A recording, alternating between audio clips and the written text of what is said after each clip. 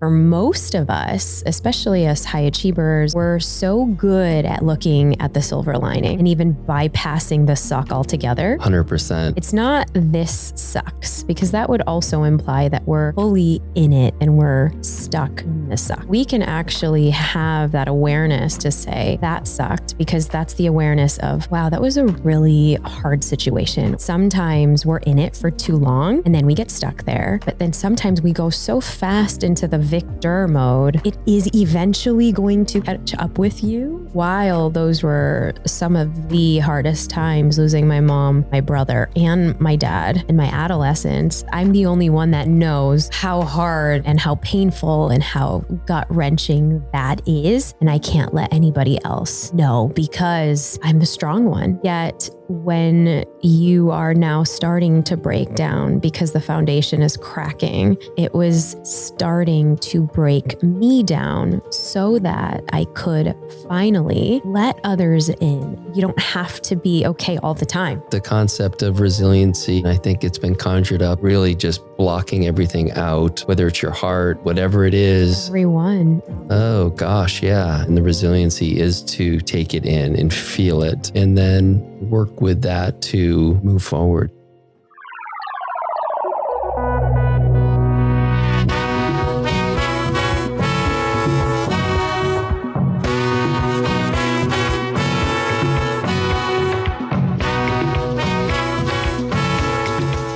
As I was just sharing with you before we pressed record, in looking at some old emails from your assistant, I realized that I never responded with an address for the book.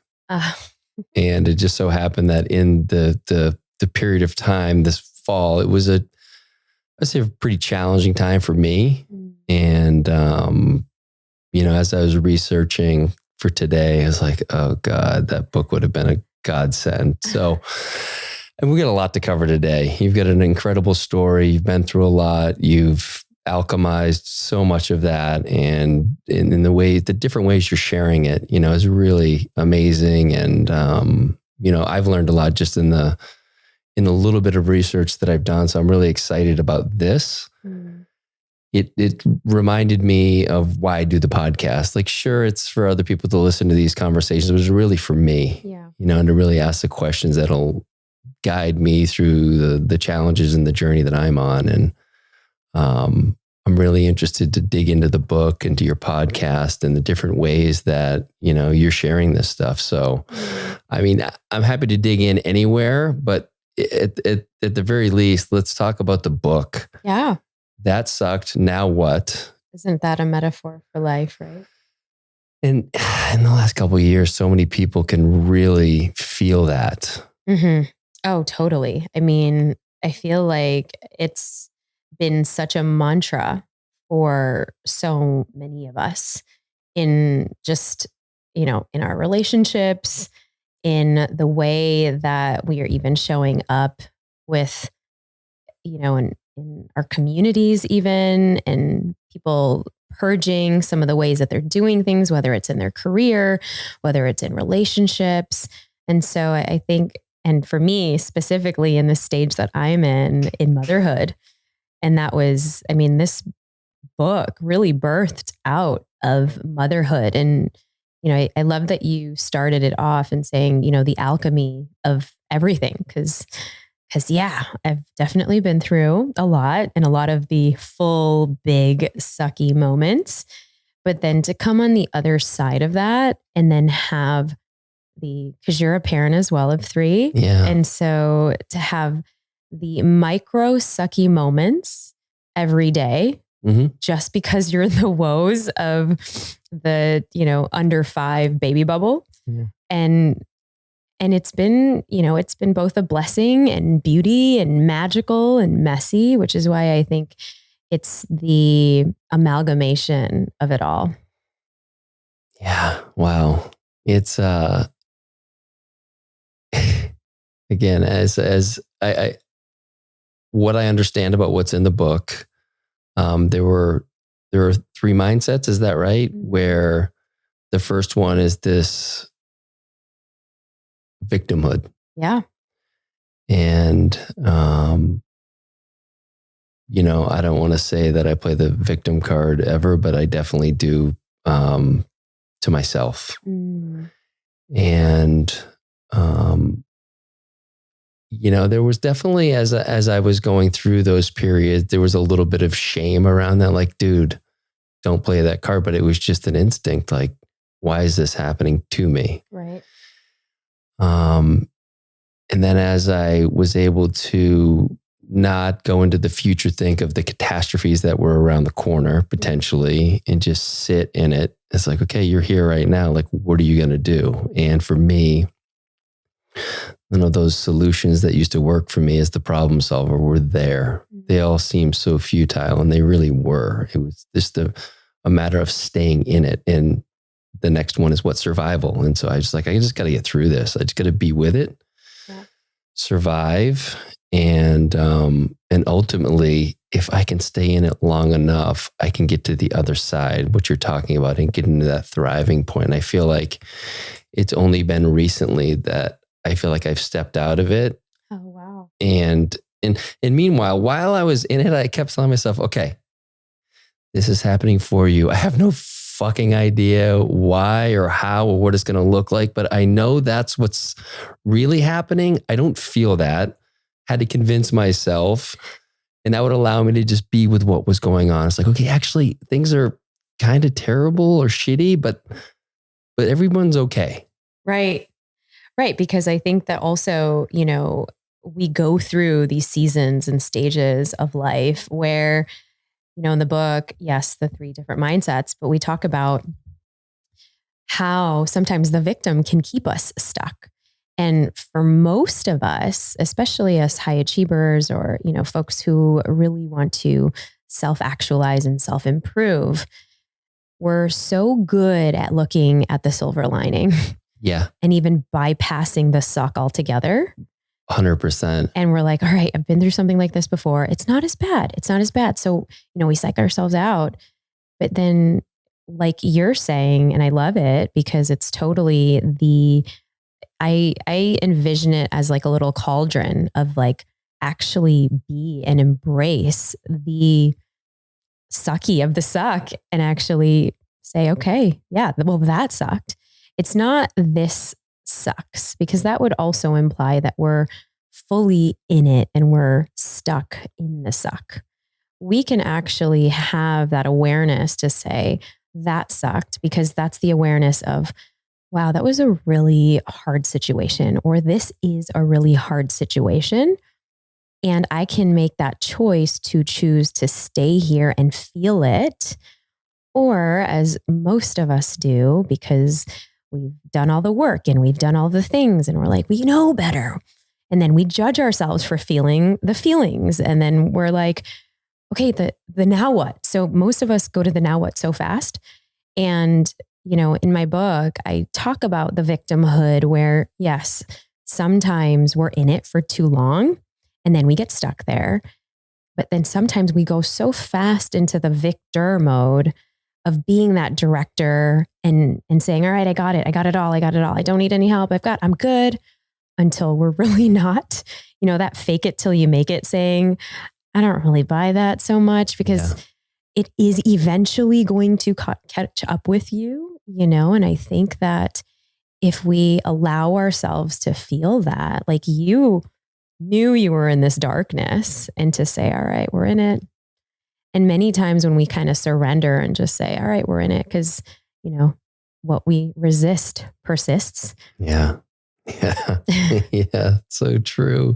And it's what I feel like what oftentimes happens is it comes on the heels of what would be considered like an amazing run. Like things are so good. And then it's just hits you right in the face. Like, no, man, you've just been focusing on all the good things, which it's not right or wrong. But if you're a positive person and you're always looking towards, okay, what's working? A lot of times you just bypass what's not working, and those things add up until finally that bill comes due and you haven't paid enough attention to that. Oh, and then it becomes a really big bill that we can no longer avoid. And shit just collapses and you're like, how do I even begin to pick up the pieces? And it's almost like, well, you can't pick them up yet, to your point. don't get to that point where everything's sorted out. It's like, you got to actually figure out what the pieces are, what belongs, what doesn't, what's yours, what's not, sit with it, and then try to build back, I would say, so that maybe this not necessarily doesn't happen again, but you are aware of the signs of what created this. How did you, like, what signs did I miss? How did I keep my eye off the ball in ways that was bypassing? Oh, yeah. And I think it's so easy for us to fully jump to that next level, or jump to the outcome, or jump to and fully, skip the beauty of that mess, because it is so painful. And most of us do want to just, not be in that pain or discomfort, because it's painful and it's discomforting. Yet there's so much beauty there. Yeah. And when you're in it, I mean, really for me, it took like literally having no way out except to be with it. Because there are plenty of times in the past where I think I've jumped to that next stage. Like, okay, we're good. And convinced myself that I was. But in this case, it was like, yeah, nope, you're not good. And you can't sleep, which is something that's never really been the case for me. Is like, okay, something's not quite right. I'm not sleeping. I'm certainly not thriving, but I'm not pulled towards the things that were giving me life before. Right. And it was like, oh, fuck. Just kind of got to get through this day and be present with everyone that's around and not try to do too much. You're giving yourself permission. Which I guess I really hadn't done before. I guess the only other time, and again, it wasn't by choice, but back in 2017, I was in Las Vegas for the mass shooting. And it was a kind of a case like that where there was nothing for me to do. And there was no one there, largely to help me. Sure, there were people kind of leading what was, the group of people that I was with. There were some leaders that stood up, but ultimately it was just me and what was going on. And I feel like as I've come through this last period, yeah, there are people there to support you. And that's great to know that they're there. But a lot of times I couldn't reach out because I didn't know what I needed. Right. And when I look back, I feel like what I needed was just solitude and to be with it myself, because I was actually the only one that was going to be able to pull myself through this. And, to be at that place in 2017, that's huge. And that's already a big trauma to just be there and to live through something. And in the book, I have the victim, survivor, and the thriver. And when we have experienced, something happen to us, and of course, I at one point had survived and been through domestic violence. Yet any, domestic violence organization, they have the term of the victimhood and being the victim. And absolutely, there's a whole distinction in the book that I talk about, being a victim of something. But then when do you start to then move out of that? Because all of those, even the resources and the support, still pegs you as the story that you now, an identity that you now have in your mind. Whereas for me, when I even started one of my nonprofits and organization to help women with self-confidence and self-love, and it was really teaching them the tools. And now, of course, a lot of it is in different ways in the book, but teaching them the tools to start getting out of that identity and identity shift into survivorship. And survivorship is like, okay, I've been through something big and I know I need to work on some of those pieces, kind of like you being at a very big event where, and I don't even know, what was present for you at the time, but how do you then, even if your personality type is one to let people in and share what's going on, or if what I'm hearing is you're one to just internalize and kind of work through it. Because I think it depends on different types of people as well. I think in my situation, and many times I'd had to lean on others for support. And I have a whole, discussion around how to build your soul support posse, especially if the people around you aren't supportive or don't know how to support. But I think what I'm even hearing in that, it's knowing how to even support yourself first, so you know how to even ask for the support that you need. Yeah, I think that was the biggest challenge for me, and always has been. It's like really understanding what my needs are, because I think I've been so used to taking care of them myself, which is great on some hand, but ultimately, if I'm not letting people in, particularly my wife, in these moments, what am I, how am I shortchanging where this relationship can be if I don't feel comfortable enough to be vulnerable to say, I need this. And it's not that I don't ask for what I need, but I think I'm so programmed and conditioned to take care of stuff myself. And again, oftentimes it's looked at as a superpower. And it can be, but it needs to really be balanced in the ability to ask for those needs. And yeah, it's just been so difficult to even identify. I mean, Peyton's even asked me what do you need right now? And it's really hard for me. There's so many years of thinking that I got to take care of stuff myself. Yeah. And not because she wasn't there or other people weren't there, but I think just through my childhood, and having to show up and, very different circumstances, our childhoods. But I think we pulled through a lot of that. I've got to just get shit done. I've got to be there. I can handle it. I'm resilient. Like all these things, which can be amazing as you're trying to launch a book, create a program. You had a cosmetic dentistry business, for crying out loud. Like, to do all these things, you need that will. Absolutely. But when it's not balanced, it's...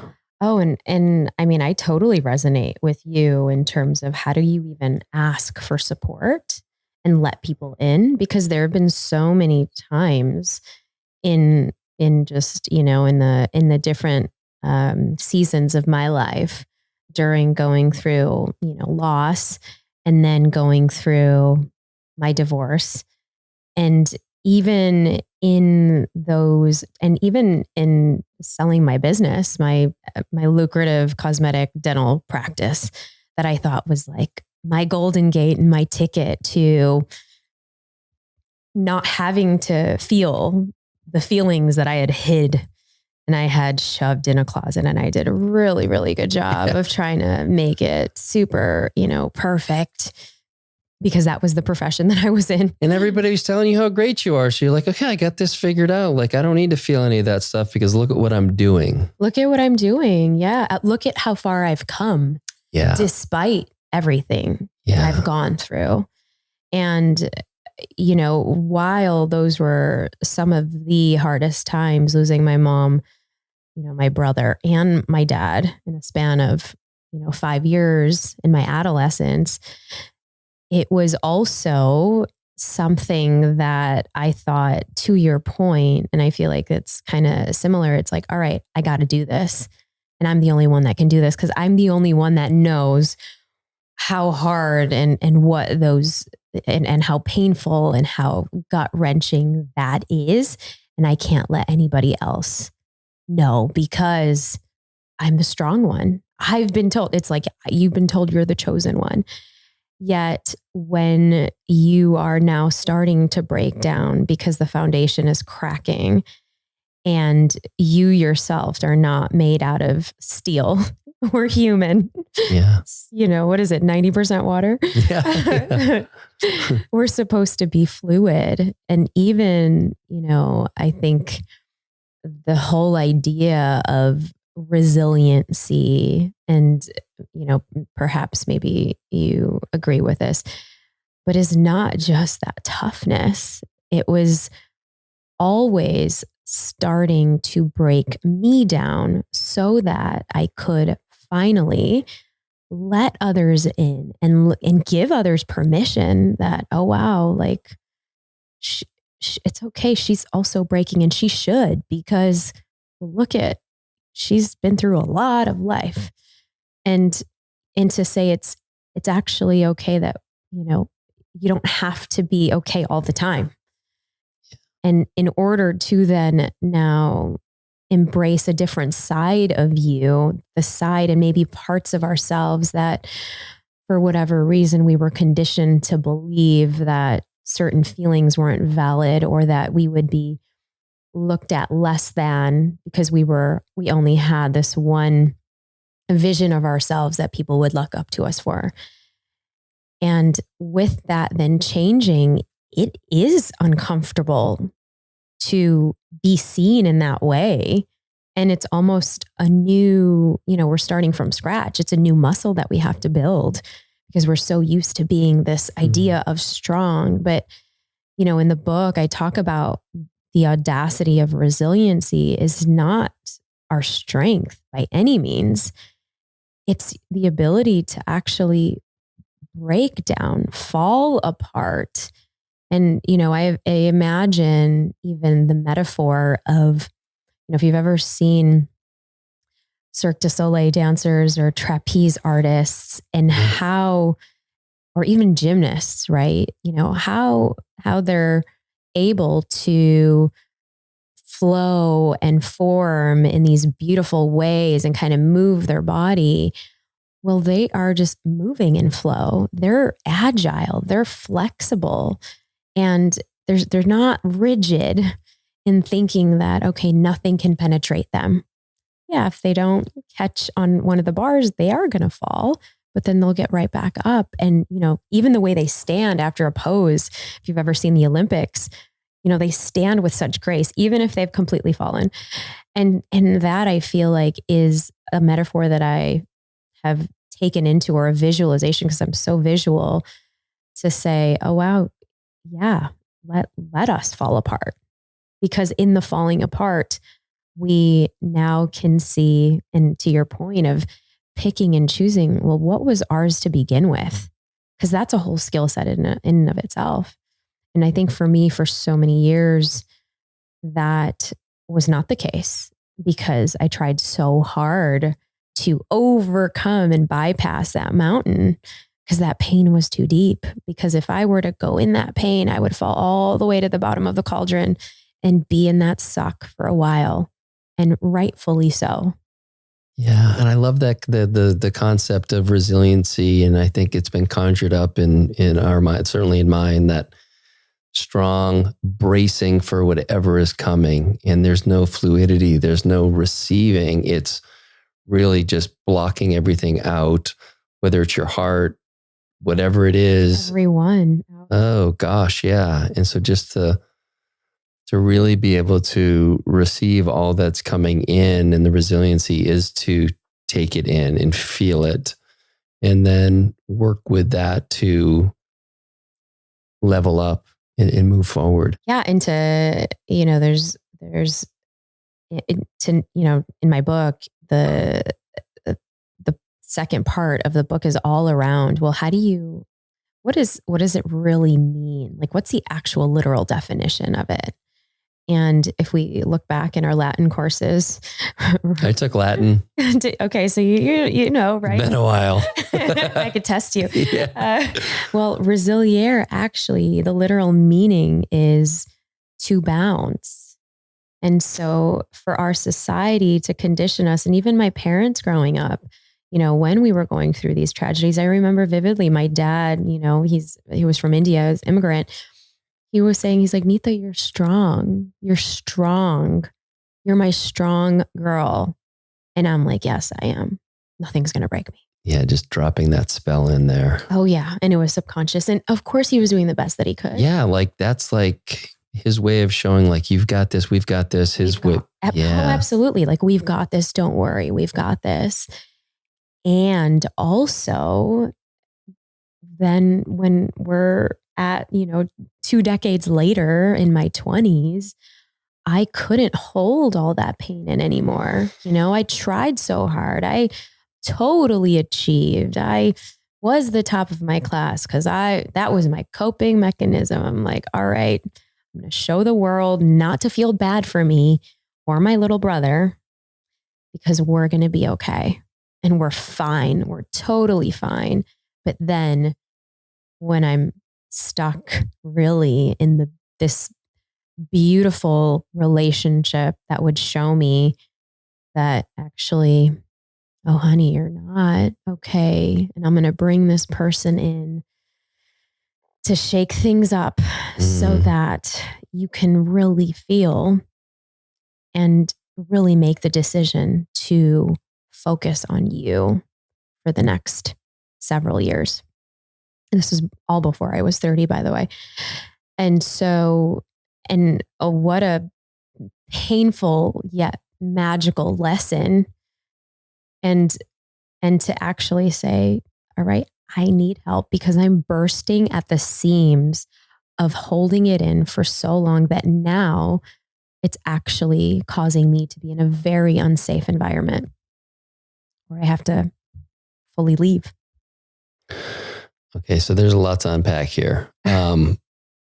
For one, I want to acknowledge this idea that we can create these things and kind of have these levels of achievement. And when we hit that, we think that's the thing. And this is an age-old thing, but I think it's important. In your case, what you're bringing up is it didn't fill that void. It didn't allow me to work with actually what the pain was. It just allowed me to bypass it, to numb what was going on. And it's a coping strategy. And I certainly identify with that.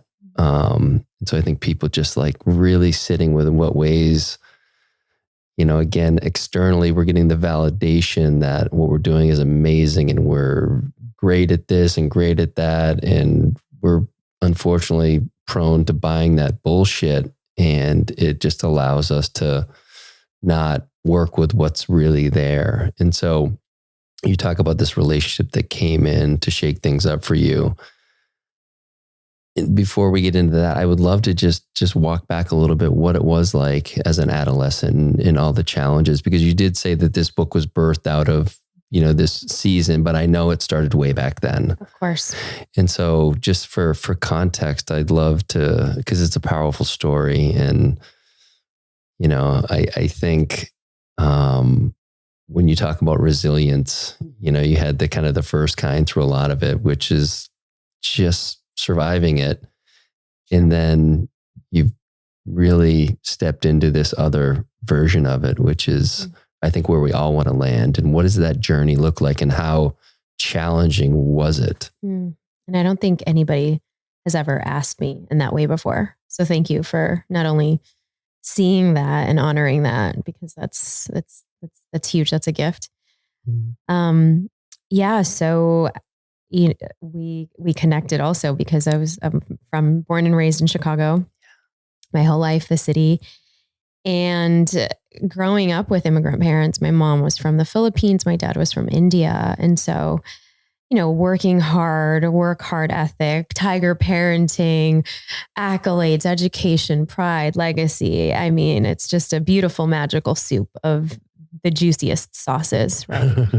for parenting 3 of us. And I was the oldest of 2 younger brothers.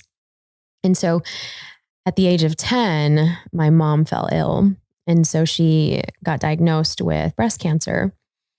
And my dad, being an immigrant and a Punjabi father, strict, he kind of didn't know really how to cope, as I don't know how anyone would, right? Having really young kids while your wife is getting diagnosed.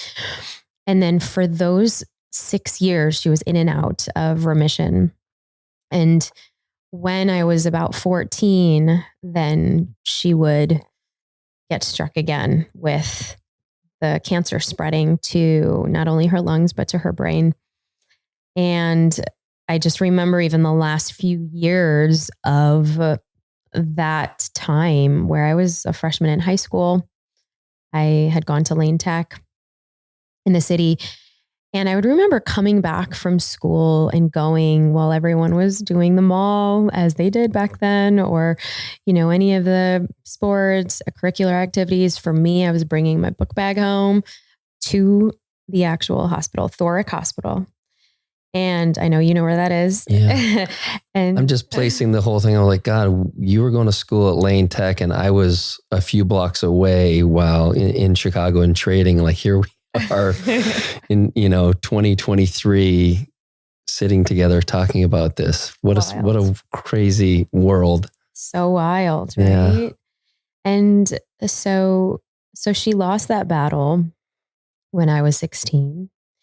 And then a year later, almost to the date, my middle brother, DJ, I was a senior in high school at this point and applying to, colleges and for me, really wanting to leave.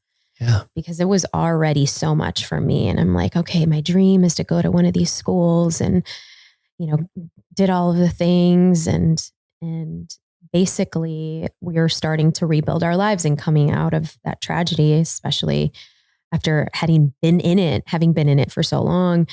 So a year later, my brother DJ, we were having homecoming and it was a homecoming dance. We were supposed to meet. There's that Taco Bell by Lane Tech. We were supposed to meet there.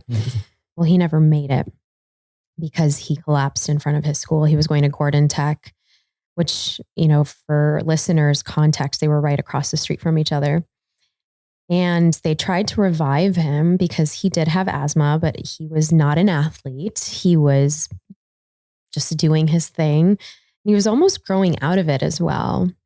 But for whatever reason, they couldn't revive him that day. They tried 3 times and they said his spirit was gone even before they went to the hospital.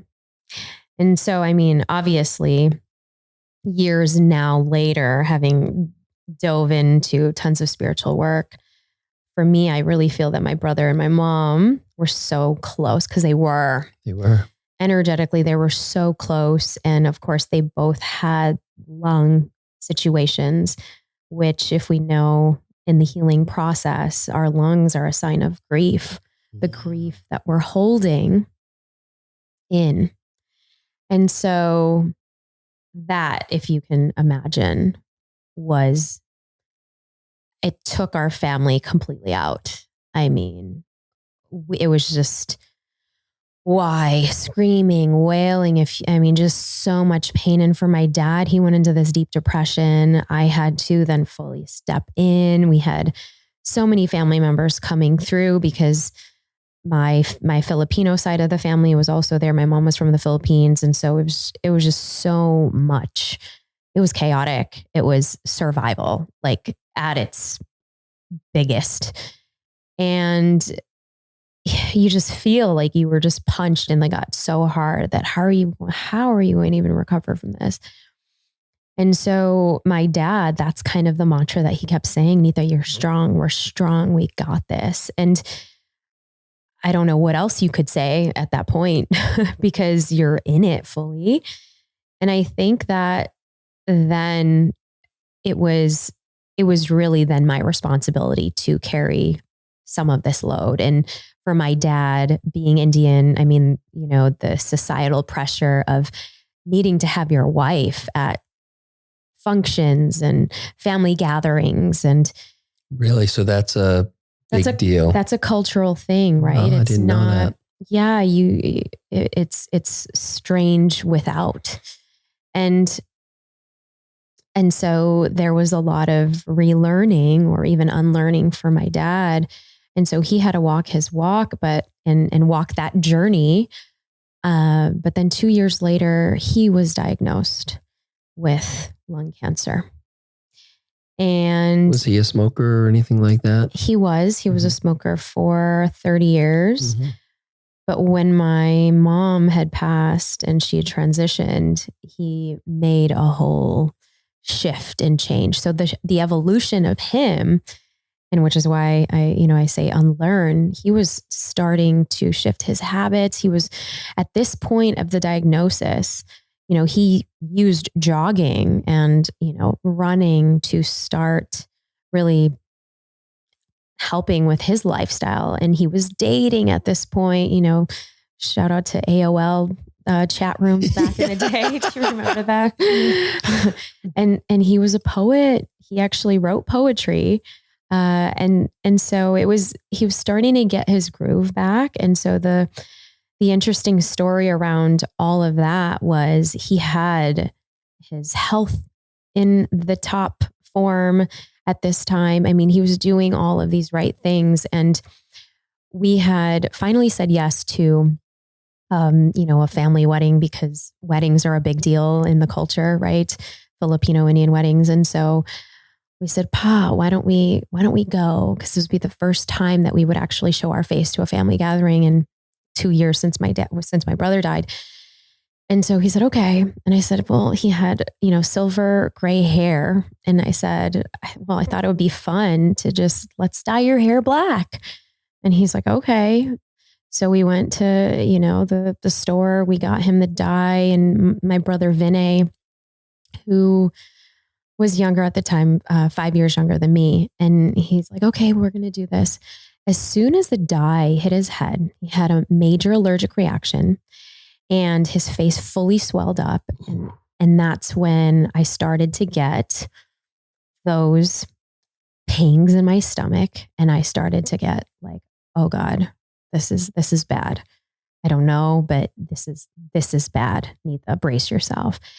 And so, of course, we called 911. The ambulance came and he was rushed to the emergency room. By the way, the same hospital as my mom.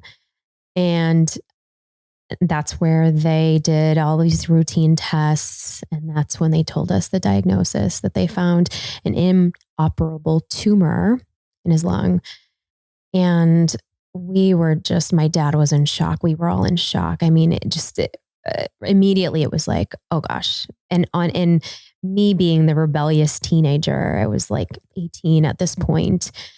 And I was like, there's no way. And I'm studying at Loyola, and I'm pre-med at this point, or, and pre-health. And so I'm like, I know more than you. And I'm just giving it to these doctors, and they're looking at me like, okay, there's a lot going on here. I was just in such rage. No one could quiet me. And I was so angry and frustrated and mad and in that victim mode of, why me? Sure. Why us? And so for then the next 10 months, it was pretty fast. Really? Oh yeah. So at 19, I'm then now the caretaker for my youngest brother, who is 14. Any one of those events is just so much. Thanks for sharing that. Wow.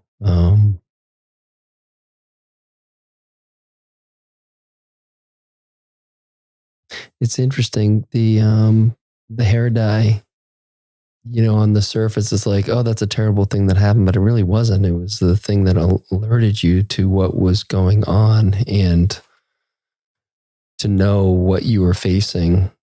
Who knows when it would have come about, and you would have had less time to really go through this experience.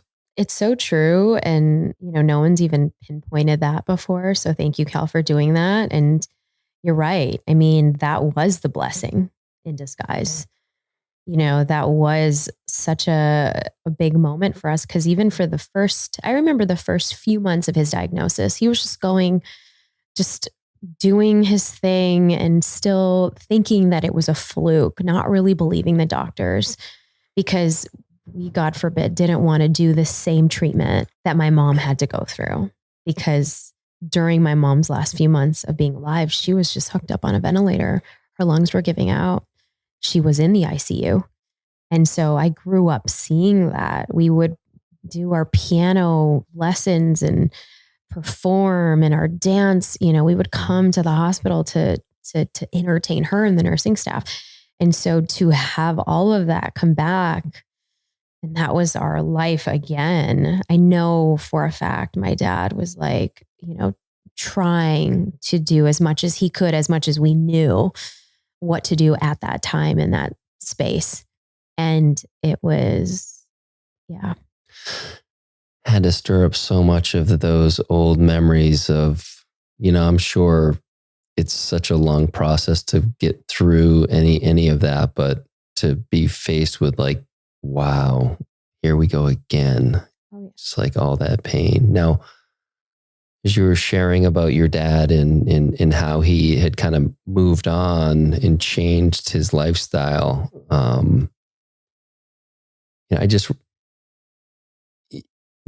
what comes up for me is, in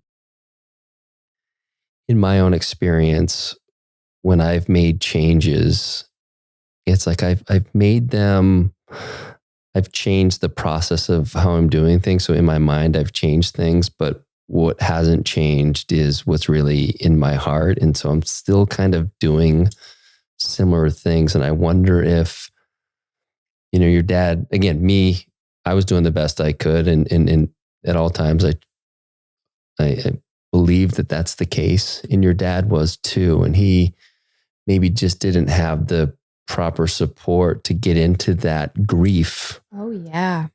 That was I think this is probably one of the reasons why I'm doing the work that I do now, so that I can heal all of my ancestral lineage of pain and grief and loss, and to even, be that pillar of support, to be that emotional health advocate for other people, even coming from, the parts of the world that I come from, because that's, even back then for me, that was a privilege to even know that there's a different way to fully process. I mean, we went to therapy and just talk therapy. You're in the Midwest, right? It's either you're going to church or you do talk therapy.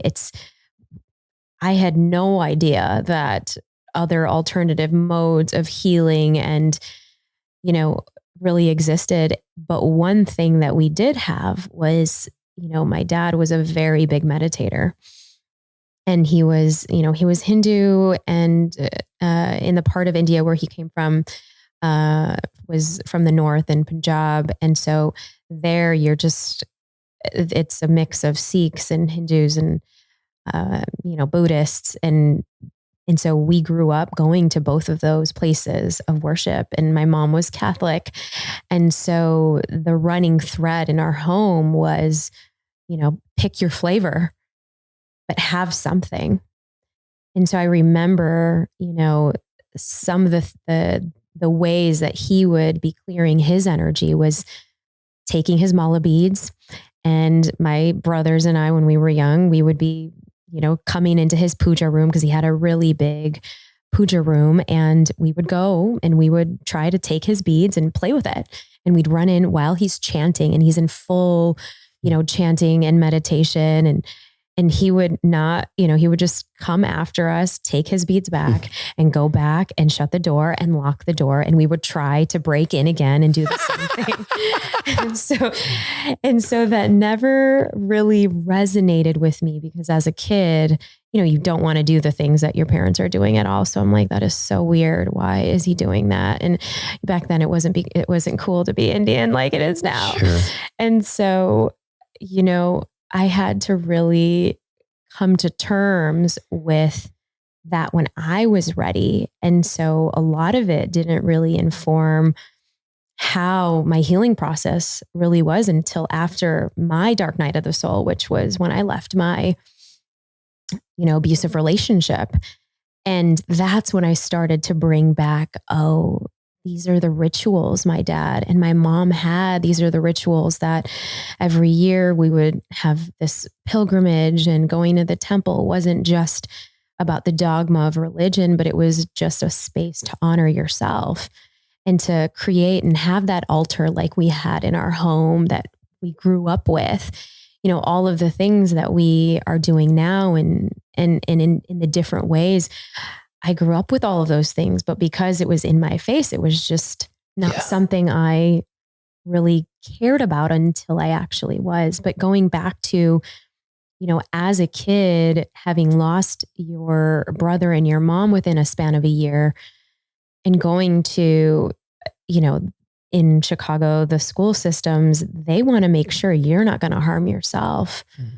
So the support that they were giving my father was, okay, they need to go to therapy.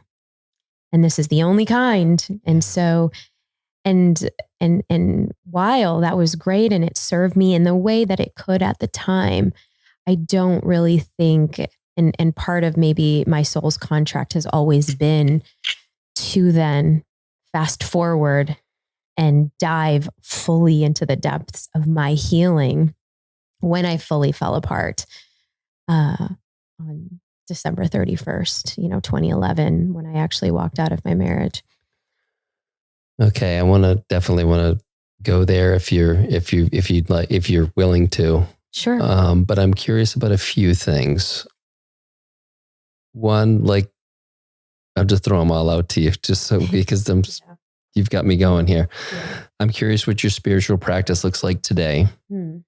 You had talked about different kind of healing modalities that you've experienced since that time of really being limited to the therapies. And, and also as you're saying this, I think about my kids. Again, by the time this comes out, my oldest will be 20, 17, and 15. And I just see these things that my wife and I have been sharing with them over the years, and sometimes very much in their face with it. Like, this is the way we do this, and this is healthy, and right, all those things. And just see them as they're older now, just starting to adopt little pieces here and there. And whether it's my daughter, like burning a little sage in her room. It's like, I walked by yesterday. I was like, I don't know what's going on in there. Maybe there's a reason she's saging it, but she's using that as a tool. That's kind of cool. And one of my sons is really into health and wellness and fitness. And, I think we had a part to play in that, and he's coming to it in his own time. And so it's a reminder to me, keep showing up authentically, share maybe more subtly the things that we're doing that are supportive of our health and wellness, and just allow them to come to it, and stop trying to force feed them. And because as you're saying, like, all that stuff seems ridiculous. It's not cool, on some level. Like, Peyton and I are different than most parents, right? We're a little hippie-ish and woo-woo and all those things, certainly compared to a lot of their friends. And so there's a weirdness factor. Mm-hmm. But underneath it, I think there's an appreciation for how we look at things and solutions we try to provide. And I see that in our kids when we offer a different way to do it. And, one of them in particular is like, yes, whatever you suggest, I'll try it, as fucking crazy as it sounds. It's like, that's awesome. Wow. Was there a certain time where you started to notice that they were more curious about it? Or I think it really was when I just stopped trying to beat the drum and be dogmatic about stuff and change their mind, and, was just like, okay, it's not getting through, like, fuck it. And then, like, kind of like giving up on some level. Mm-hmm. But it's really like, that's never worked for anything, for anyone, ever. Why do I think it's going to work with my kids? Because they're younger and more impressionable? I just think you're an idiot. So when I just let go of that, there's more curiosity from them. Mm. It's like, oh, that of the 20 things you're doing, that one thing's interesting to me. Mm. It's like, oh, that's awesome. Okay, let's talk about that. Or just noticing them. Hey, Dad, can I start doing that too? The red light therapy, or whatever it is, getting curious around it and just allowing them without bombarding them with all the reasons. They don't really care why. Mm-hmm. They're just like, looks neat. So anyway, I'm curious about your current spiritual practice. And then what are those things that you can offer to others that will give them this kind of suite of options to really dig into their own healing and really own that. I think that's the biggest piece is no one's going to fix us. We have to own that ourselves and oftentimes try many different things. Oh my goodness. Yes, absolutely. I think for me now, my spiritual practice has evolved so much. And obviously because the season and stage of life that I'm in is full blown mamahood to two beautiful, rambunctious toddlers. I know you're laughing at me because you're like, oh yeah, I was there. Sometimes I wouldn't mind being back there. Oh shit. Well, yes, 19 months and 4. And so it's definitely full. And it's every day. It's like it's a jigsaw piece. And, there are moments in my practice where, I'll usually do at least a 10-minute meditation. And with little ones, you can only do so much depending on the time. I mean, let's be honest, depending on the day, depending on the time of day. And so I try not to, there was a time where I used to judge myself for the lack of time that I had for myself. And instead, because I think during the period of time where I was in my thickest of healing, my spiritual practice was a 90-minute morning routine. And I kind of like laugh at myself now because I'm like, if I can get 10 minutes in for myself where no one's, where I can just like honor me, that's special.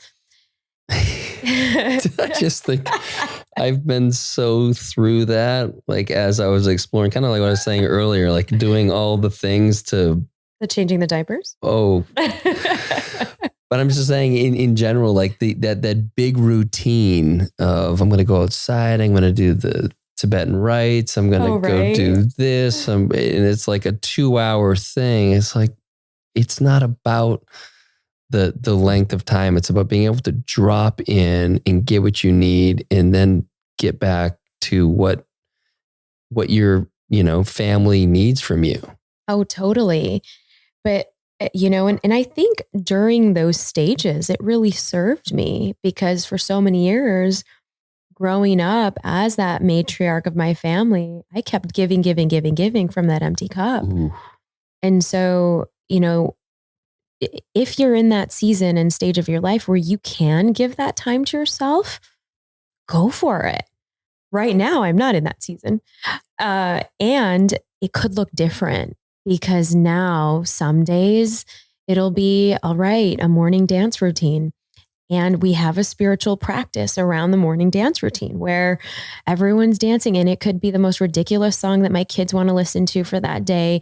Or my youngest will play these, these mantras, and they're like Indian bhajans, which are like these basically Om chants and different, chants. And my daughter who loves to dance, she's so funny because she'll start like trying to like wiggle and move and twerk. She's like 18 months and I don't even know how she, knows how to do that. But like she's got those moves and I'm like, all right, yeah, if that's your thing, queen, go for it. Yeah.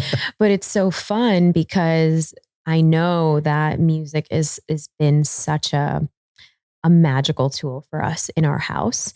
It helps alleviate all of the meltdowns. And I mean, it's just, it's how we set the tone. And now even you mentioned your daughter, lighting sage.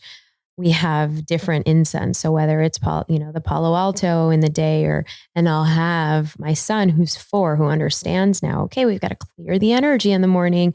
It's a brand new day. So some of these things I will do with him. But honestly, my biggest morning practice is the art of making my chai. And I can't, I make a really good chai, Cal. I mean, it is. What's the process? I've never witnessed it. Okay. So here it's a whole ritual, and I've had way more reverence for how the Japanese culture actually sits and does their tea rituals. And I can see why. And this was really birthed out of, now having 2 kids. But I know that for one, thing that I can do for myself every morning without fail. And this is without, my now husband saying, okay, babe, let me do that for you. I'm like, no, this is, I got this. And the kids could be screaming in the background and doing whatever, creating a mess. It doesn't even faze me, because in that morning, it's me filling up the pot of water, turning on the stove, crushing my ingredients, and any which day it could range from, saffron to cardamom and cloves and cinnamon to ginger and turmeric. So it's different each time. It's different. It's just intuitively whatever I want to pick. So I have a full spice rack with like the whole spices, and I have, grounded ginger, and I have the ginger, the fresh one. And I usually use fresh. Tip, you got to use fresh. Of course. So take your mortar and pestle, and basically, you grind it all up. But in the art of doing that, for me, I say an intention. And I say the intention of, whatever is speaking to me for that moment. But I let the aroma be also the aromatherapy for me, because I'm standing there also. And I'm just kind of taking that waft in. And that is just savoring those 5 minutes or 10 minutes. And I let that chai steep. Yeah. Yeah. And this is a practice of even just like presence in the art of what you are committing to. Because as you just said, we may not have time for all of the rituals and the qigong and, the going outside and the movement and everything. But what do we have time for? And let's create a sacred ceremony and ritual that honors you in that. So if for me, it's 5 minutes, I'm putting my all in those 5 minutes. For me, if it's 10 minutes, and usually it's about 10, and before, the kids start like really needing my attention. Yeah. But then afterwards, then I can actually sit and savor it, because they have their chai as well, which is usually, milk or whatever, but then we'll sit together. And so that for me is like, all right, we're starting our day. It doesn't always happen in the ways that we want. Sometimes it'll be a dance party, but if I can commit to that practice being for me, and then when I go into my day and the kids are off to, with our nannies or my son goes to a play school, then I can actually start my day. And I usually always have my Palo Santo and my candle with me. And then for me, it's just lighting that candle as a honoring of myself, and that honoring of myself of, okay, we've made it here. And now we can set the tone of the day. That's beautiful. It reminds me, for me, and Lindsay, who's here with us, I'm guessing you're like, oh, Cal, here he's going to get into making chai now. But I love the process of making coffee. The pour over, the grinding the beans, the water, the very kind of methodical, like just being with it, in and out. And Peyton loves the way I make coffee. It's never the same when she does it. And I was like, will you make one more? And I know you're busy. It's like, no, I'll gladly take that 5 minutes and just drop into that space. So that definitely resonates. But the chai seems like it's on a new level where you really get to drop into, the intuition of, like what does this day call for? Oh yeah, because it's not only that, you're activating all the senses too. Oh my God, I was imagining that as you got the mortar and pestle, like, oh, what's the fragrance? Oh, you got to come over for a cup of chai. It sounds like it. Do it. Yeah. I was debating for my podcast, one of the, how they do like, the show Riding in Cars with comedians, right? Yeah. For me, I was thinking because I have the Brave Table, but I was thinking, well, we've got to have something with chai because so one of my girlfriends was just like, well, you could just do that whole concept, but just, and you're making the chai and you're having the conversation with chai but the whole art of making the chai while having the conversation, it could be, like a spin-off of what the Brave Table is like right now. So there's something there. And I want to get to the Brave Table. I want to, there's a few things I want to hit on. But just for the people listening, what are some other ways that you've kind of done your inner work, versus again, this traditional talk therapy, which can be beneficial. It's just, it's generally, there's a lot more that's needed in my experience. Oh, absolutely. And there was so one of the sections in my book, called The Bounce Factor, I talk about all of the ways where we are inviting good stress. And good stress is one of the pillars of building your bounce factor. But what I really mean by that is there was a moment in my life where I was just saying yes to every opportunity that came my way. Ooh, I get that. Yeah. And it was like, you're just open to it. You're like, fuck it, I'm in. And I didn't even care what it was. Yeah. I remember it was even at the height of when my dental practice was growing and booming, and all I wanted to do was just shut it down, but I couldn't because that was like my bread and butter. And there was a lot of uncertainty because there was just this soup of all of these things, but I knew I needed to dive deep into healing.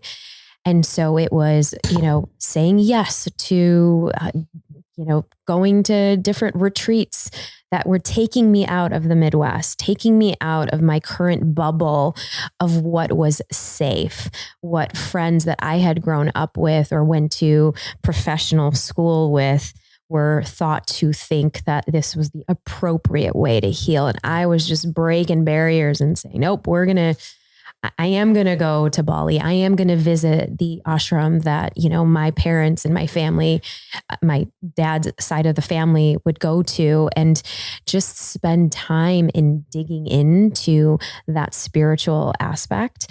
And also even, somatics and, different types of energetics and body work and psychedelics. And I just fully immersed myself in all of it. And there was, I didn't really understand how, but I was so fascinated on how emotions get stuck in our bodies, because it gave me so much peace at knowing, oh, wow, maybe my parents had a lot of stress, as immigrant parents do. And a lot of parents were just wanting to do the best for their kid, but there's so much survival mode.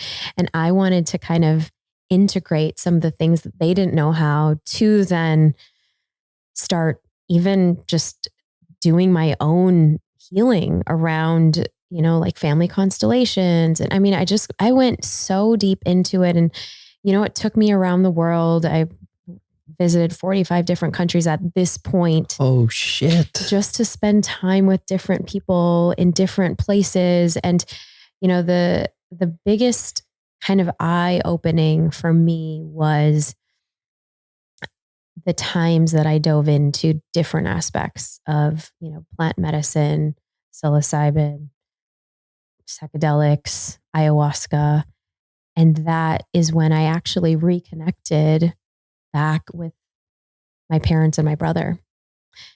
And that was so profound. I'm not trying to say that everybody needs to go through this, sure, because there's so many different ways. And I think even finding some of the, not only body workers, but also spiritual healers and teachers that I still kind of consult and work with, if not, a few times a year now, which I used to, but now at least once a year.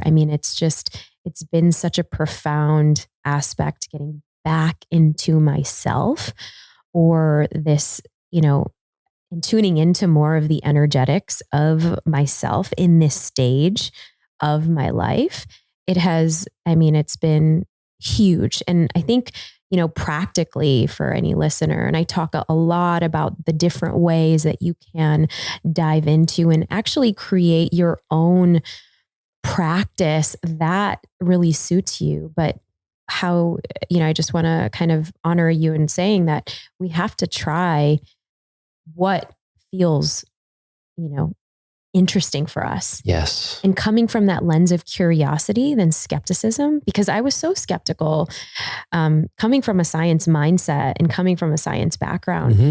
But I was also like, well, what can this also be? And whether it was having crystals on my altar, because I did see my mom have, different ones, not probably the ones that we use now in some of our practices, but she had very special ones that she would have with her. And, and it was because it reminded her of her homeland in the Philippines. Right. And so I would pay attention to some of those things and kind of how to actually incorporate that into our practice.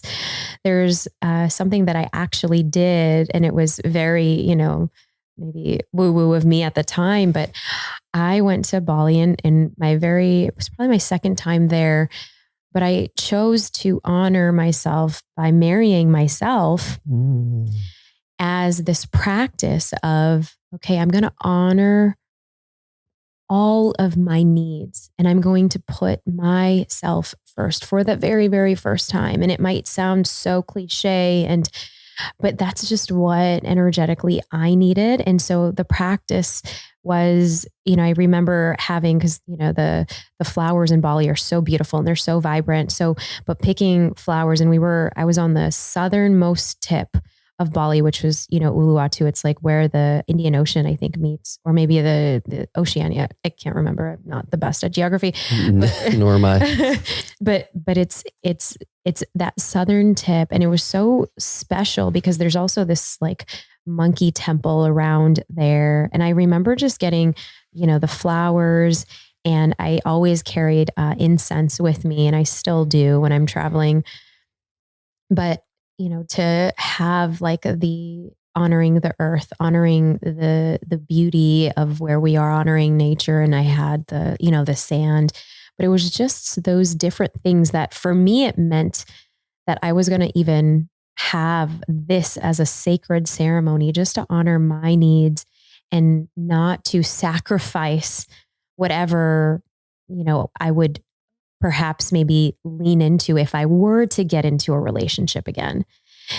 And so I think that, for listeners, creating your own rituals, and I have a whole section in the book, and even when you order the book, you actually also get this 44-page digital guidebook, which is basically a self-healing tool. And it's every single tool I've used to either heal, process, transform, grief. There's a whole 5-step, framework that I really dive into. And this is what I use when I speak on stages or in corporations and in organizations, but it's to actually come out of our suck and to then alchemize and transform some of those really big moments into, ways where we can then magnify and thrive in our life, but with that tenderness, not just bulldozing forward with that tenderness of how can we honor ourselves in this moment? What do I have if I can't carry all of my things with me? But maybe I have that Palo Santo. Maybe I have that candle. Maybe I do have my journaling practice, or maybe I have this singing practice, and we've done so much work on how do we activate that vagus nerve, which is why I'm this is going back to my lineage and how I was, raised, but hearing my dad chant every day. Mm.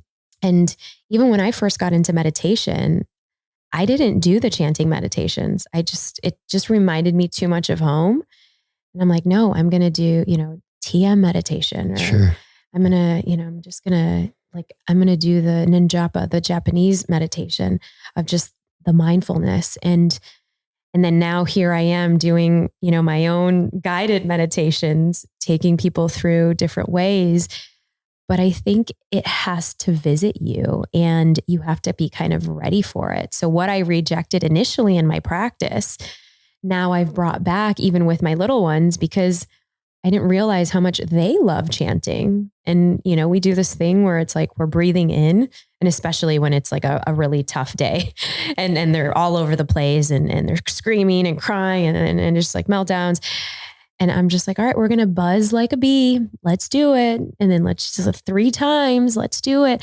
And so we're like, bzzz. And so, we start giggling, we start laughing, and then the sillies come out. And then I'm like, oh, okay, thank God, but it's also a remembrance for me to think about also what got me through, or what is getting me through, to reparent even my inner child. Ooh.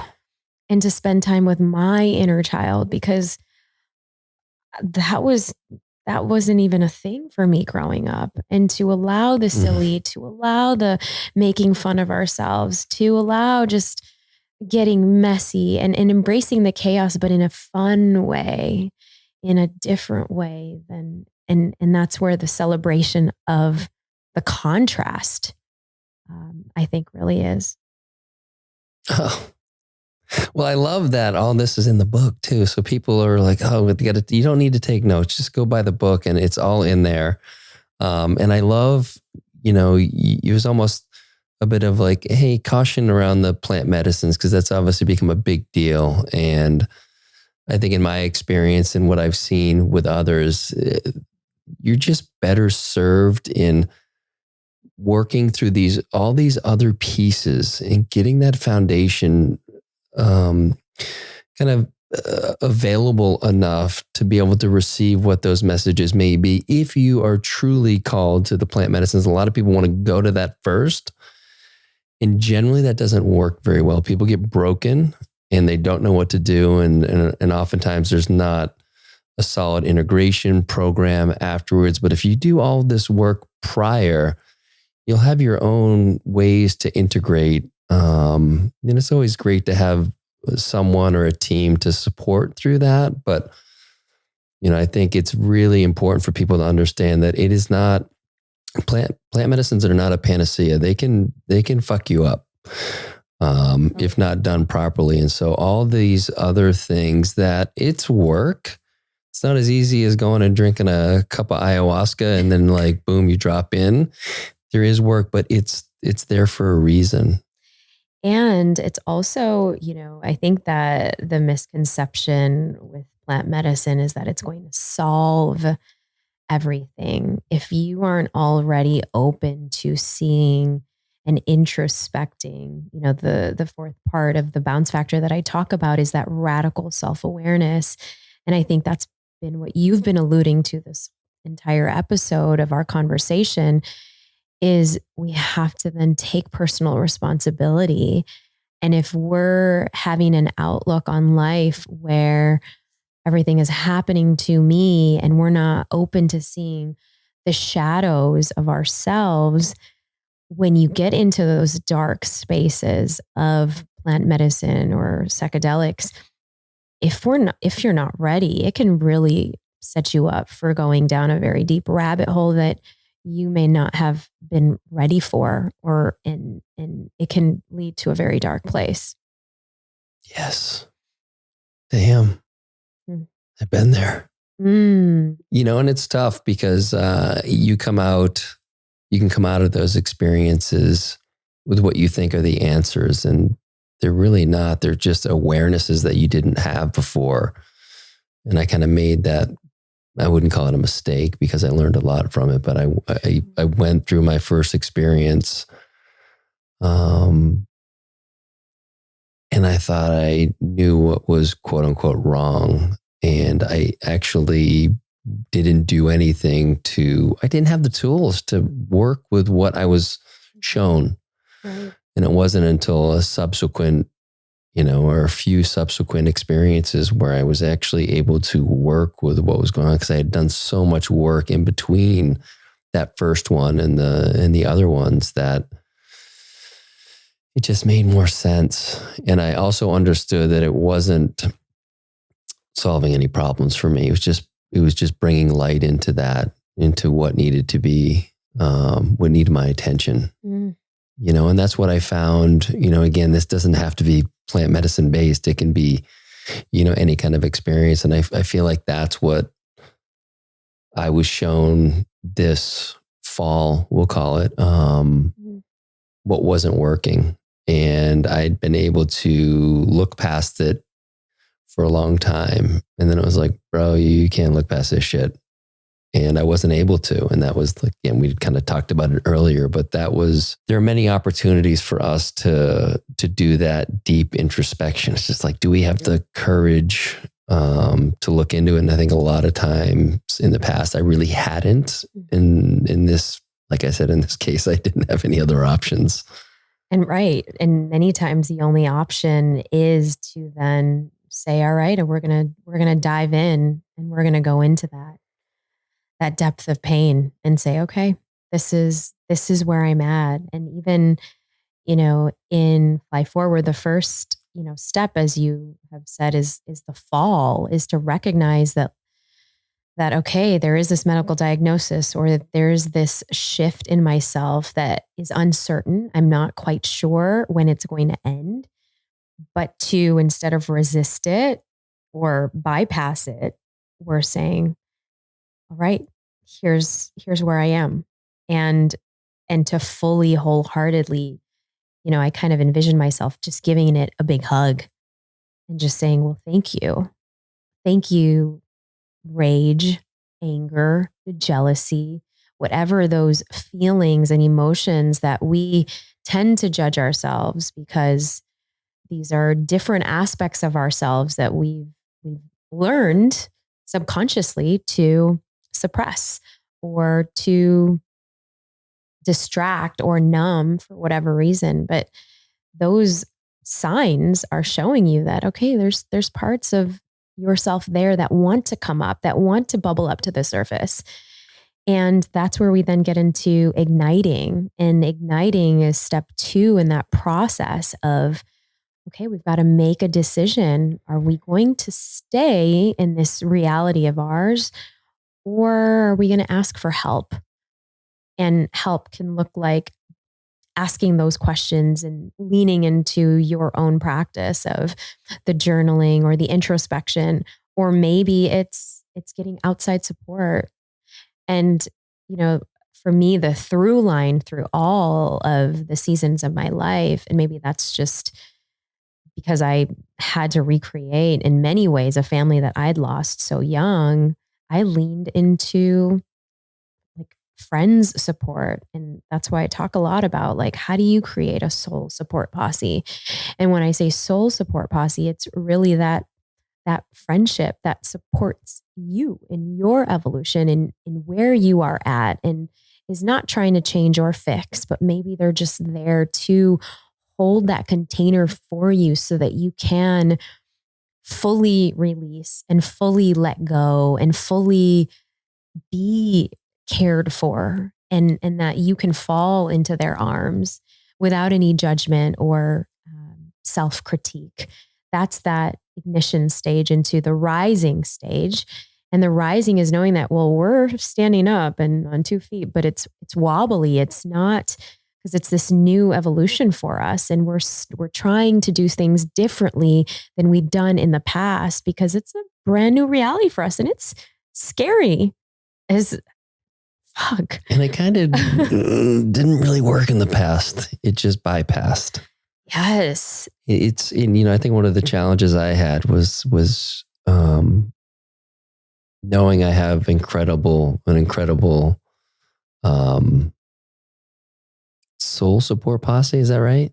Your SSP? Yeah. So I have that in place, and almost like to fast forward to, the beginning of 2023. And one of these guys had reached out and said, hey, how can I support you going forward? And I said, just continue to just be there in whatever way that I've needed, just like you have been in the past. And in the past, when I was going through it, it was the type of thing where I was like, look, I'm just like kind of off the grid. I'm hunkering down. Like I don't need the traditional support of, you guys talking things out with me. I just need to know that you're there. That's the biggest. And to just have,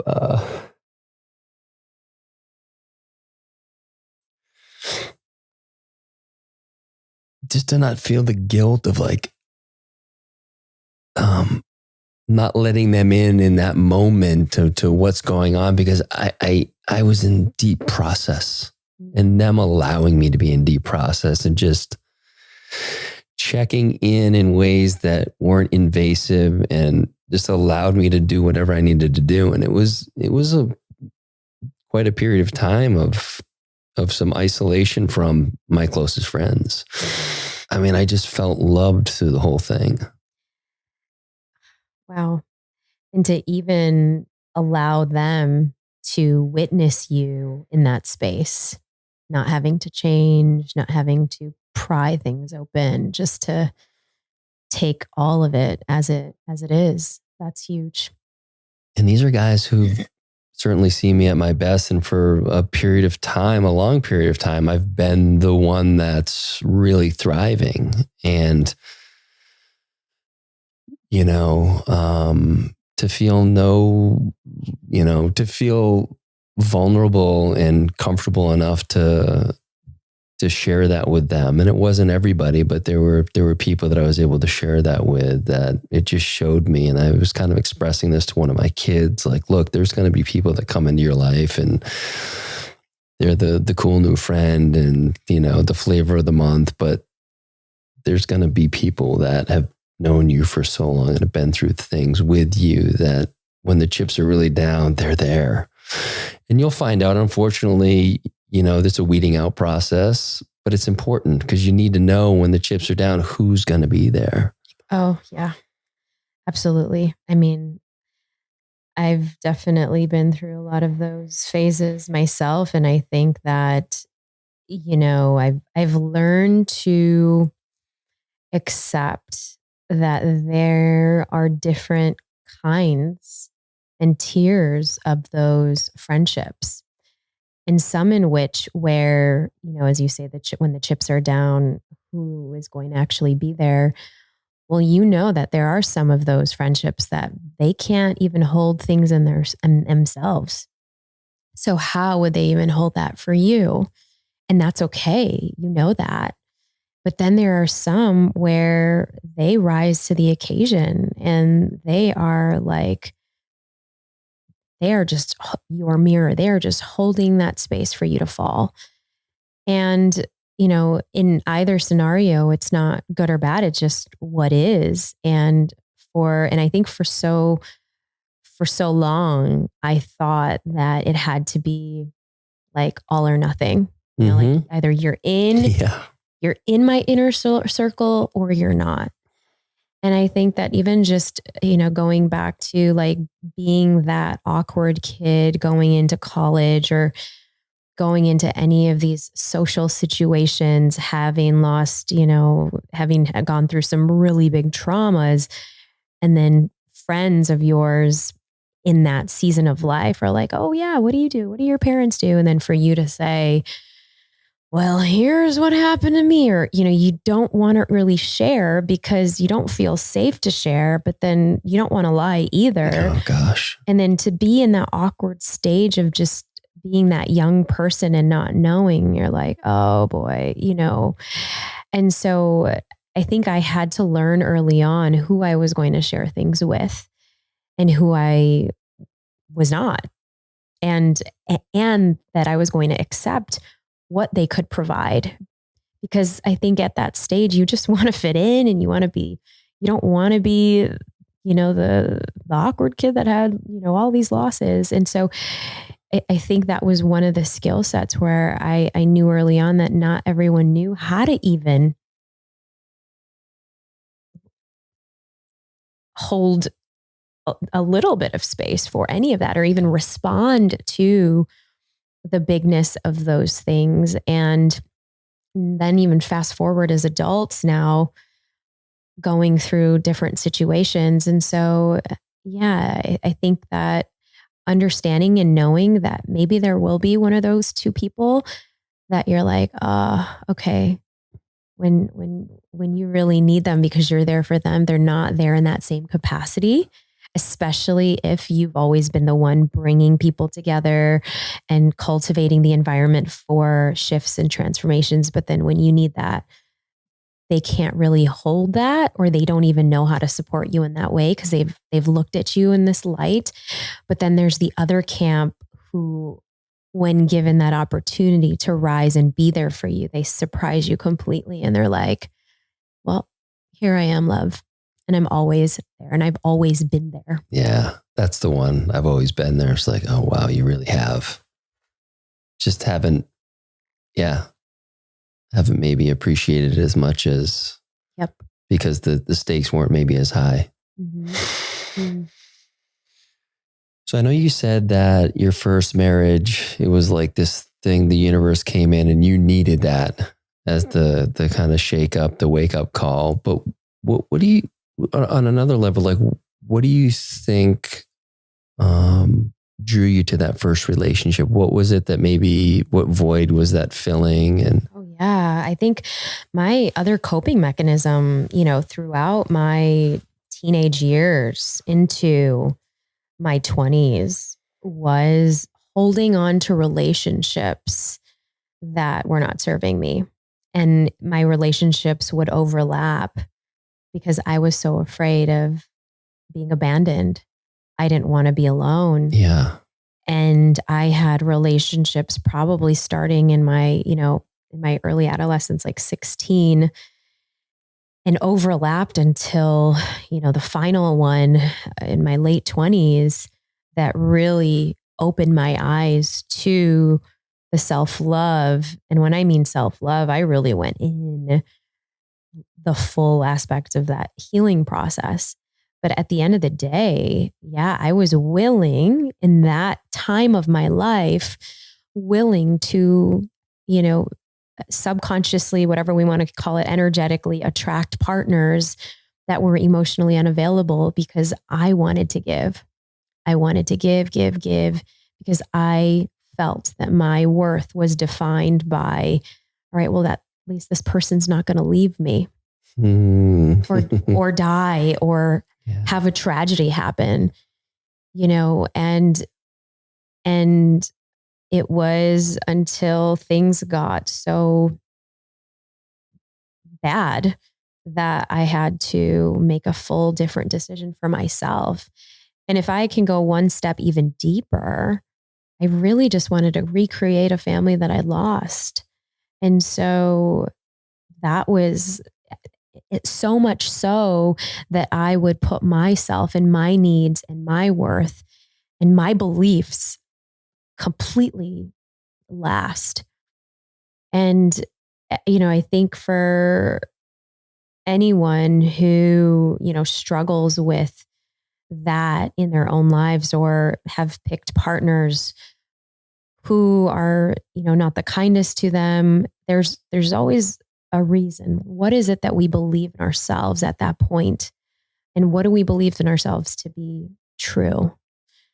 And yeah, and that was a big wound. The wound to heal around abandonment.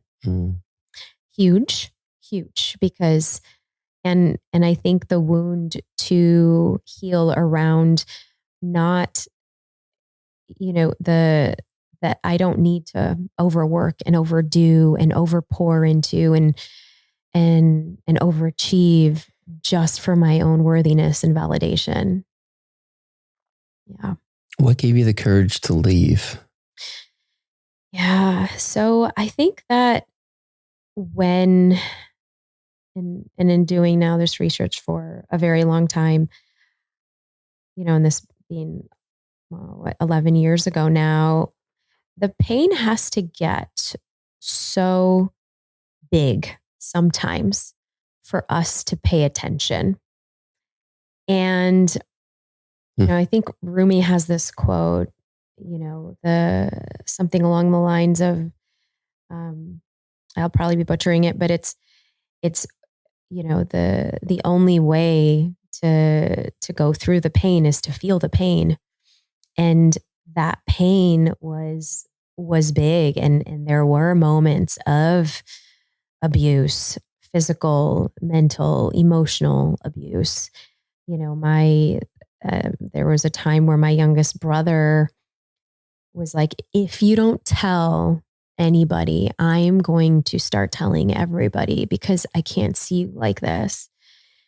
And it threw a whole dagger in the only living relative in my life, which was my youngest brother, because I was in such a defensive place. And I'm like, no, you don't know what you're talking about.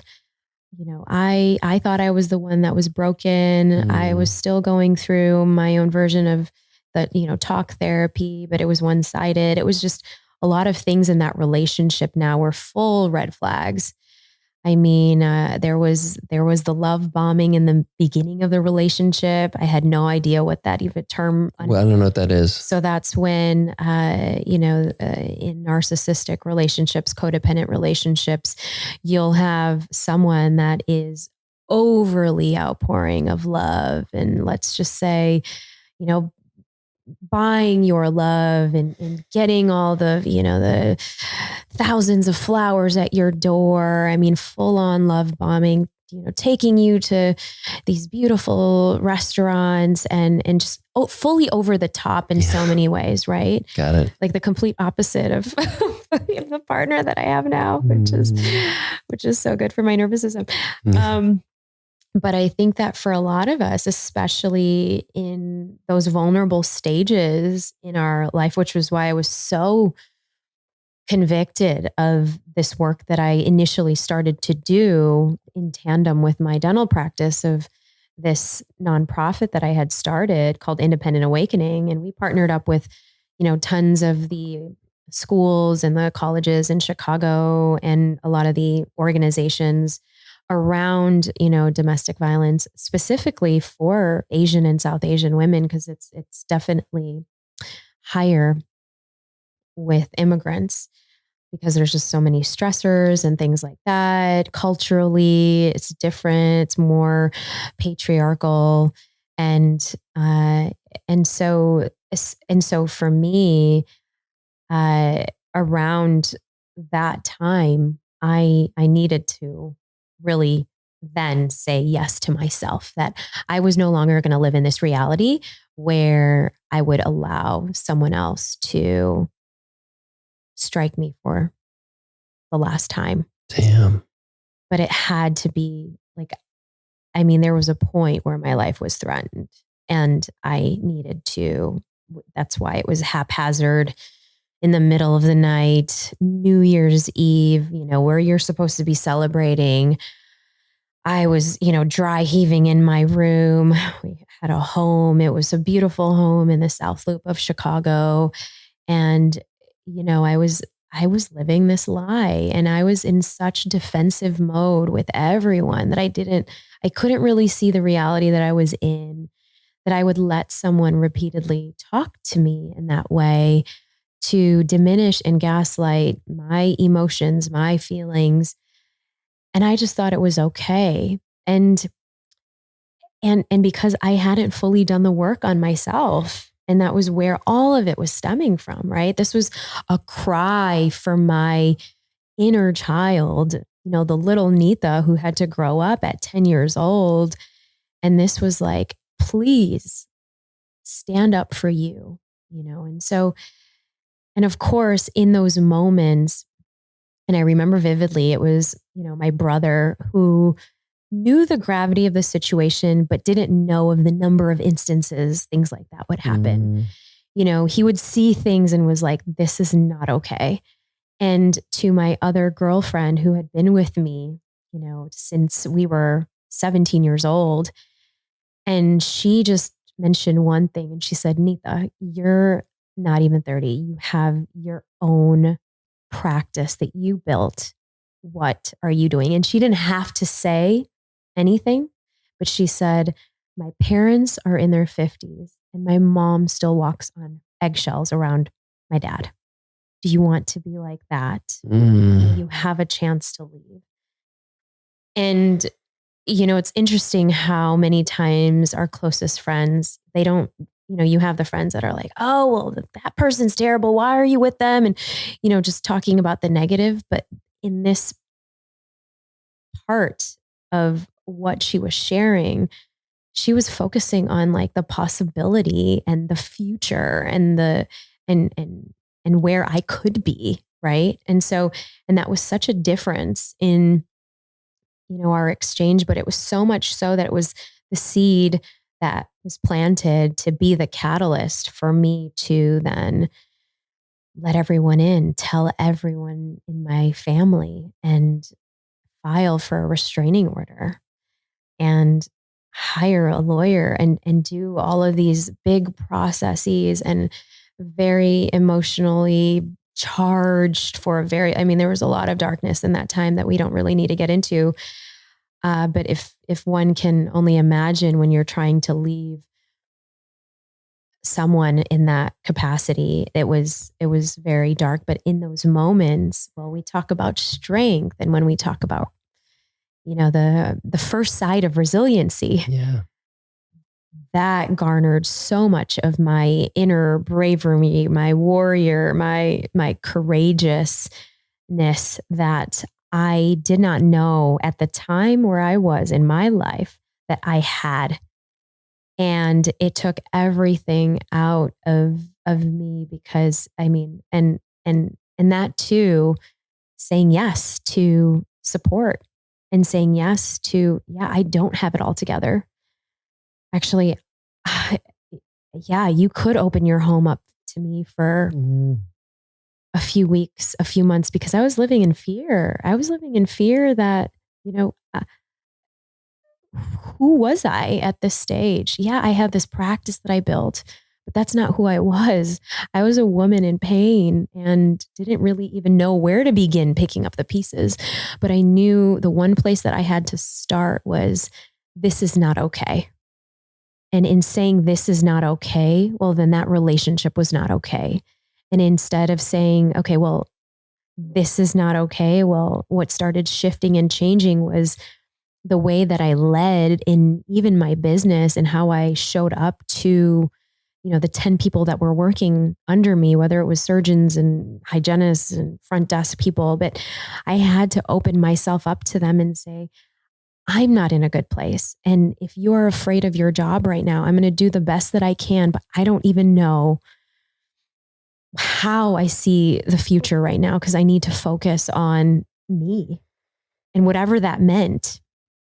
And once I shared, like you shared, that vulnerability, and for me to even voice that out loud, because these were things and thoughts that I was having in my head and in my heart for so long, it was then when everyone and people that you least expect, right? Like my front desk person, my assistant, the woman who worked with me for, the years before, and everyone said, if you need a place to stay, come to my home. It was, it's funny to think about it now. I had everything, in the backs, in my big fancy, BMW SUV and basically not having a place to stay because I was so afraid that, was he following me? I mean, it took I was just in fear survival mode at that time. And to come full circle in that, and I want to honor in what you said and sharing, well, you've lived through that building, that toughness and resiliency that I think that we're all taught to believe, but then to come on the other side of that and say, that's not all that there is. For me, I had to survive through those times. And sometimes you definitely need that.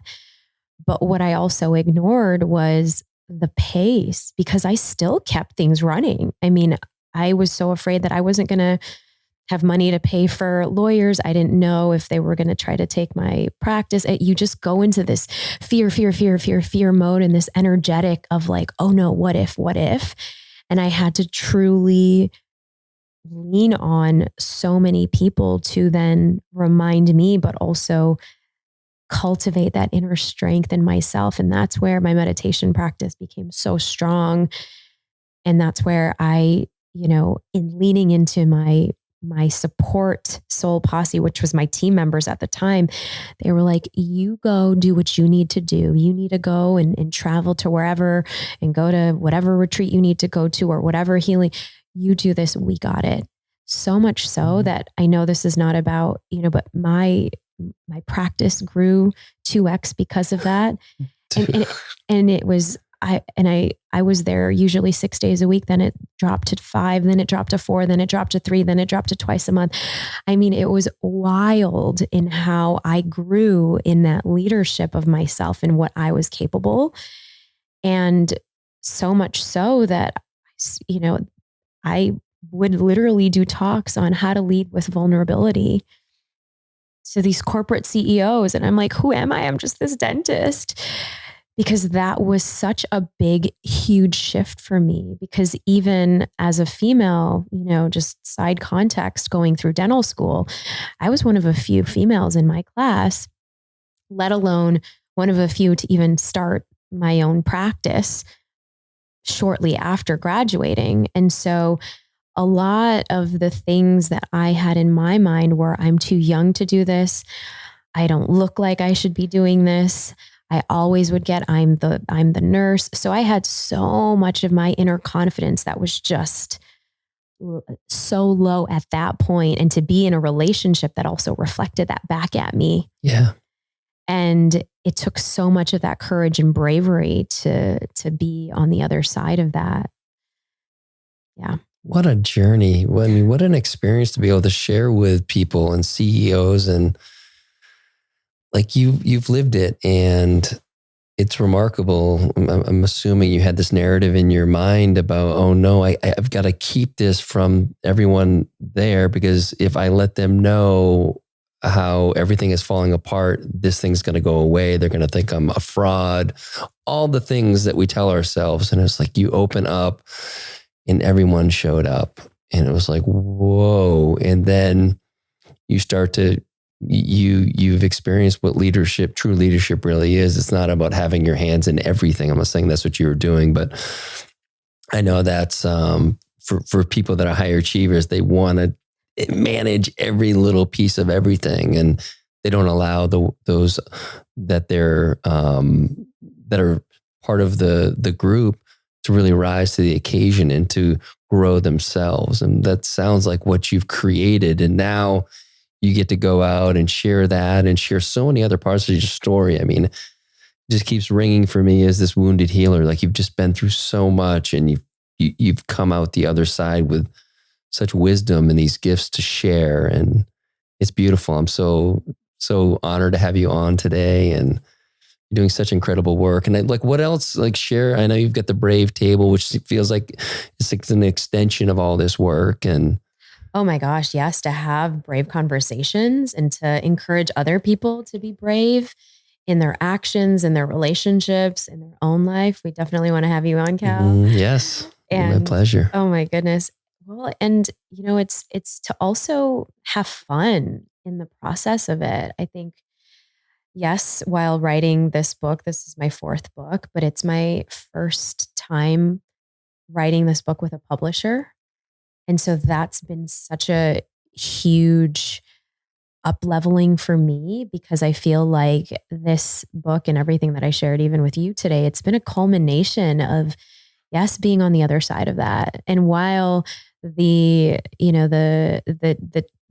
tiny little fall moments now are so different than what I had to actually go through and experience, I'm now meeting it with softness. I'm now meeting it with, all right, I don't have to be tough on myself and tough on the kids, because as you said, giving me pointers over here, it doesn't really work.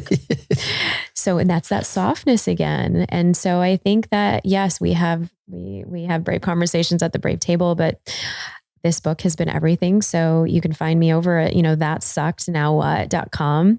You can get a copy of the book there. And if you wanted to DM me and hang out, I usually am at Neeta Bhushan on Instagram. Awesome. And are you doing any individual coaching? Like what other ways can people reach out to you? Yeah. So we have two coaching companies, actually, one of which is Dharma Coaching Institute. So it's where we certify soul purpose coaches and spiritual life coaches. And it's a 6-month program. And I have two beautiful co-founders in that company. And Global Grid Institute is where companies, entrepreneurs, coaches, they come to get mental health and emotional health training. Damn. Just keep going, but with a completely different energy, that's the alchemy. That's the alchemy. Yeah. Thanks so much for coming on today. It was great to see you. Oh, Cal, this was so much fun. Thank you.